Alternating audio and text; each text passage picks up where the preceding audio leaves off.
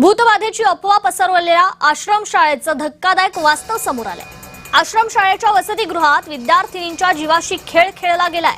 मेळघाटातील डोमा आश्रमशाळेच्या वसतिगृहाची ही दुरवस्था तुमच्या समोर आहे। 48 विद्यार्थिनींची क्षमता असलेल्या खोलीत 110 विद्यार्थिनी होत्या। एका बेडवर 2 ते 3 विद्यार्थिनींना झोपण्याची वेळ आली। वसतिगृहातील हॉलमध्ये पंखे नाहीये, पुरेशी लाईट नाहीये, खिडक्या तुटलेल्या अवस्थेत आहेत।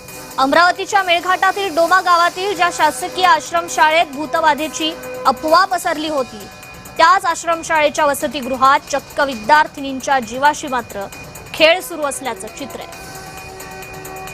अधिक अपडेट घेऊयात आपले प्रतिनिधी सुरेंद्र आकुर्डे यांच्याकडून। सुरेंद्र, ज्या आश्रमशाळेत खरं तर भूतबाधेची अफवा पसरवली त्याच आश्रमशाळेची ही दुरवस्था आता समोर आलेली आहे। अधिकचे अपडेट काय? नक्कीच कृपा खरं तर ज्या आश्रमशाळेमध्ये भूतबाधेचा प्रकार घडला होता त्यातील भूतबाधेच्या अफवेमुळे जवळपास 300 विद्यार्थी जे आहेत ते आश्रमशाळा सोडून गेले होते। सोडून गेल्यानंतर आश्रमशाळा बघितली असता ओस पडलेली आश्रमशाळा आहे आणि या आश्रमशाळेमध्ये आपण जाऊन पाहणी केल्यानंतर अत्यंत धक्कादायक वास्तव जे आहे ते पुढे आलेलं आहे। अत्यंत धुळकाट पडलेली ही इमारत आहे। या इमारतीमध्ये विजेची व्यवस्था नाहीये, पुरेसे बेड या ठिकाणी नाही। एका बेडवर जवळपास 3 ते 4 विद्यार्थी या ठिकाणी झोपत होते। हॉल नाहीये, ज्या रूम आहेत त्या ठिकाणी पंखे देखील लागलेले नाही, पिण्याची पाण्याची व्यवस्था नाही, पाहिजे तशी व्यवस्था या ठिकाणी नाहीये।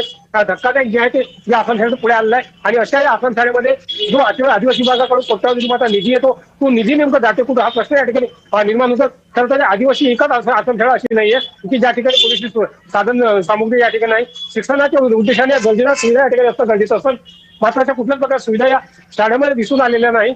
इमारत जर बघितली तर ढासळट इमारत या ठिकाणी निदर्शनास आली आहे कृपा। आणि दुसरीकडे जर बघितलं या सगळ्या प्रश्नामुळे नेमकं आता आदिवासी विभागात प्रश्नचिन्ह निर्माण केलं जातं की आदिवासींसाठी जो कोट्यवधी रुपयाचा निधी सरकारकडून येतो हा निधी नेमका जातो कोणाच्या घशात हा प्रश्नचिन्ह या ठिकाणी निर्माण होते कृपा।